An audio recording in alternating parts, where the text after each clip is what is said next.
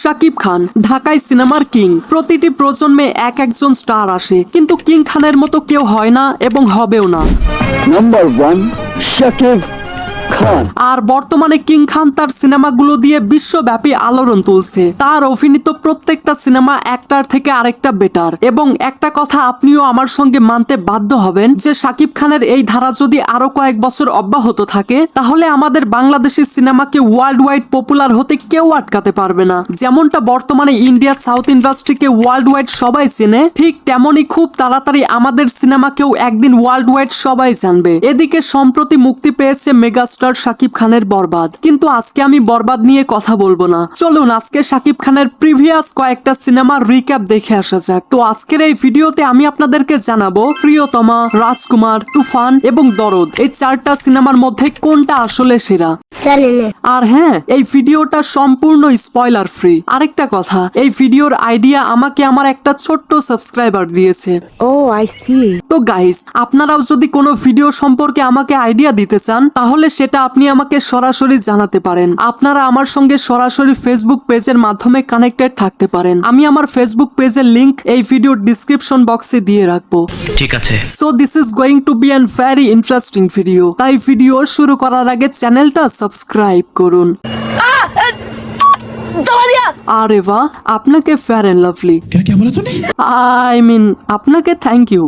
Well, প্রথমে আসি প্রিয়তমা সিনেমার কাছে। এই সিনেমাটি মুক্তি পায় 2023 সালের ঈদে। সিনেমাটি পরিচালনা করেছিলেন হিমেল আশরাফ এবং সিনেমায় শাকিব খান একেবারে ভিন্ন লুকে একজন ক্রেজি লাভারের ক্যারেক্টার প্লে করেছিলেন এবং এটা ছিল তার ক্যারিয়ারে এক ধরনের ইমেজ ব্রেকিং রোল। প্রেম, প্রতিশোধ আর ভালোবাসা ত্রিভুজে তৈরি হয়েছে গল্পটি। একদিকে প্রেমিকা, অন্যদিকে গ্যাংস্টার থেকে ভাইয়ের খুনের বদলা, আর মাঝখানে রয়েছে একটি ভয়ানক ট্র্যাজেডি। এটা নিয়েই এগিয়ে গেছে পুরো স্টোরি। সিনেমায় মেগাস্টার শাকিব খানের বিপরীতে ছিলেন কলকাতার অভিনেত্রী ইধিকা পল। এইটা আমরা জানতাম। এখানে শাকিব খানের পরিণত অভিনয় এই সিনেমায় সত্যি প্রশংসিত হয়। বিশেষ করে তার সংলাপ বলা আর ক্লাইম্যাক্স সিনে তার অসাধারণ অভিনয় সত্যি হৃদয় ছোঁয়া। এবং এটা ছিল 2023 সালের ঈদের সব থেকে বেশি ব্যবসা সফল সিনেমাগুলোর মধ্যে একটি। এবং প্রিয়তমা শুধুমাত্র বাংলাদেশ নয়, ইউএস, ইউকে, অস্ট্রেলিয়া এবং কানাডা সহ অনেক দেশে সুপার হিট হয়। এটা মানতেই হবে, প্রিয়তমা ছিল শাকিব খানের ক্যারিয়ারে একটি মাইল ফলক। আল্লাহ, তোমাকে আমি পাগলের মতো খুঁজেছি।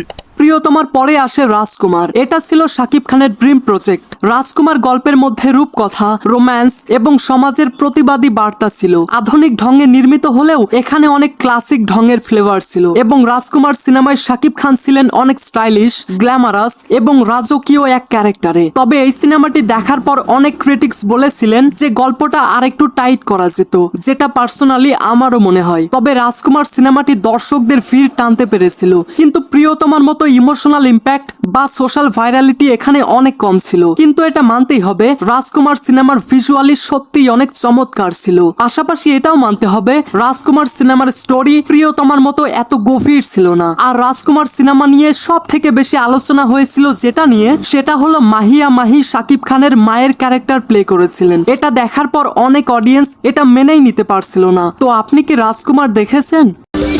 No Samsu, no Samsu, my name is Sam.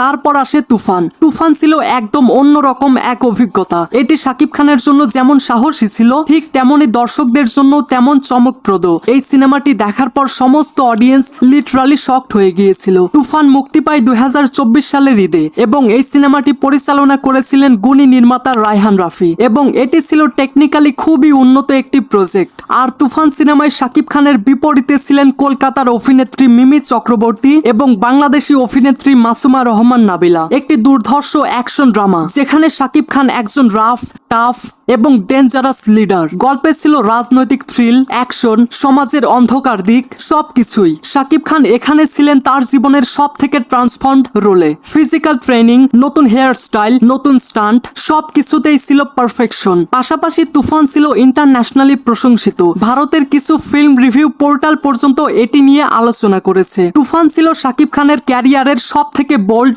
এবং ফিজিক্যালি চ্যালেঞ্জিং কাজ। সূচনা আমাকে বলল আমার মতো নাকি একজনকে দেখা গেছে, অভিনেতা।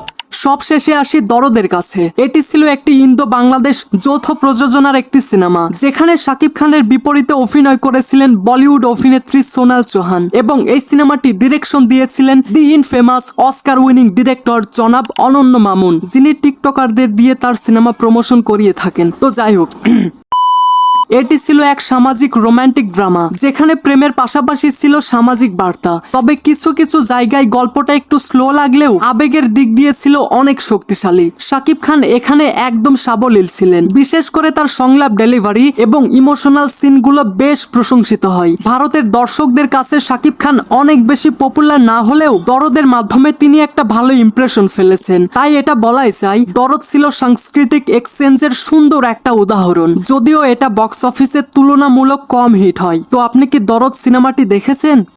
সরফরাজ মিয়ার জন্য রসগোল্লাও আমারে তো কোনোদিন বানায় খাওয়া না। তো গাইস, এগুলো ছিল সম্প্রতি মুক্তি পাওয়া শাকিব খানের বরবাদ সিনেমা বাদ দিয়ে প্রিভিয়াস বা পূর্ববর্তী 4টা সিনেমার স্পয়লার ফ্রি এক্সপ্লেন। তো এই 4টা সিনেমার মধ্যে আপনার পছন্দের সিনেমা কোনটা? এবং পার্সোনালি যদি আমাকে জিজ্ঞেস করেন যে আমার পছন্দের সিনেমা কোনটা, তাহলে আমি শুধুমাত্র একটা কথাই বলবো, আমার পছন্দ হলো প্রিয়তমা থেকে ইধিকা পল, রাজকুমার থেকে কোর্টনি কফি, তুফান থেকে মিমি চক্রবর্তী এবং দরদের Sonal Chauhan. You know what I mean. So I hope you like this video. If you like this video, then subscribe to my channel and press the bell icon. Thanks for watching, guys.